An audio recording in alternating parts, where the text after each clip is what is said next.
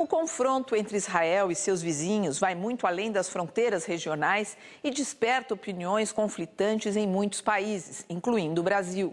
Israel ainda sonha com a grande Israel, com a expulsão de todos os palestinos. Isso é algo declarado por muitos, não é uma minoria de fanáticos religiosos. Isso é declaração. Eles veem os palestinos como a bomba demográfica, é assim, o câncer.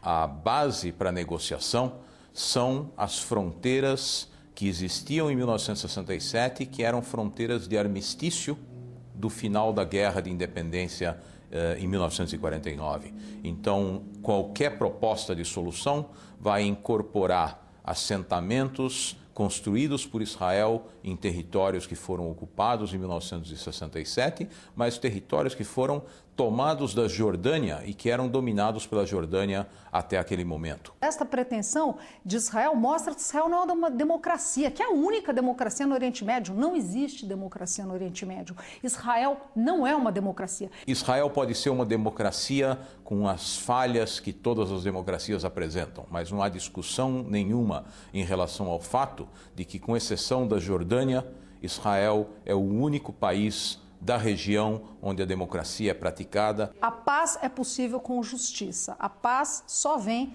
da justiça. E qualquer mudança nessa condição está sujeita a negociações de paz e a eventual criação de um Estado palestino independente.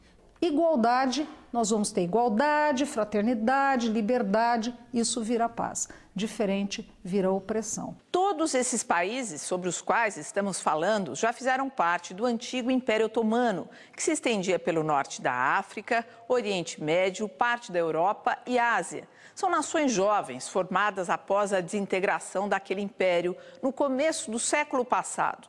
Alguns deles não fazem parte do mundo árabe. O Irã, por exemplo, é a antiga Pérsia e outros, como Afeganistão e Paquistão, ficam na Ásia, mas todos estão no centro dos grandes conflitos atuais. O Irã passou por uma monarquia a partir da primeira metade do século XX e caiu sob o domínio dos ayatolás, os chefes religiosos que impõem um regime quase medieval.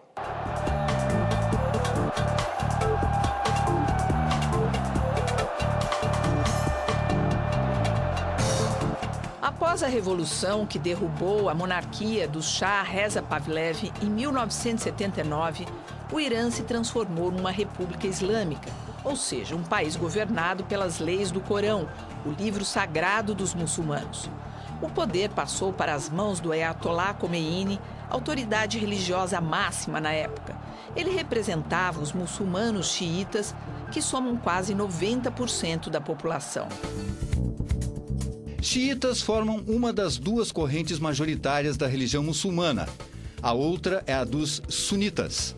Ambos reivindicam a sua própria interpretação do Corão, o livro sagrado para eles. Com a morte de Khomeini em 1989, assumiu o Ayatollah Ali Khamenei. O segundo homem no poder é o presidente da República. O atual ocupante do cargo, o presidente Ahmadinejad, foi eleito em 2005 e reeleito em 2009. A oposição denunciou fraudes na reeleição e grupos de manifestantes foram às ruas em protesto contra o regime. A repressão policial levou à morte da estudante conhecida pelo primeiro nome de Neda, que se transformou em símbolo da resistência. No ano passado, o Irã ganhou manchetes no mundo inteiro depois que uma mulher chamada Sakineh Ashtiani, mãe de 2 filhos, foi condenada à morte por apedrejamento, por suposto adultério e participação no assassinato do marido. A advogada iraniana Mina Hadi, presidente do Comitê Internacional contra o Apedrejamento de Mulheres, acompanha da Alemanha, onde vive exilada, o caso de Sakineh. O islamische Regime versucht immer wieder hart bleiben und versucht, Sakineh nicht freilassen. Aber das Regime kann nicht auch Sakineh töten, weil das ist jetzt eine sehr große Bewegung gegen diese Steinigung.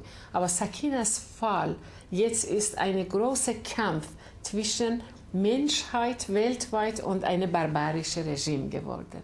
Mina Hadi vê com otimismo os levantes no mundo árabe. Eine große Sympathie für Menschen, die dort leben und kämpfen für Freiheit.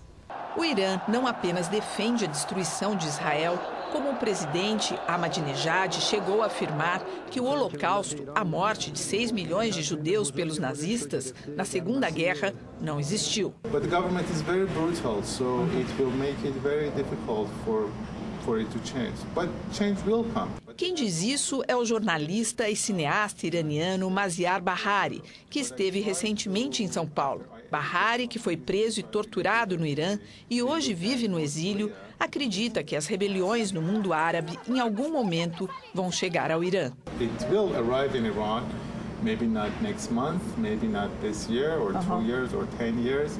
When you think about Soviet Union, it took 70 years for Soviet Union to collapse. The Iranian government is only 30 years old. So economically, they're not doing well. The inflation rate, unemployment rate, social problems. And also, people of Iran, they want to have democracy. They want to speak out.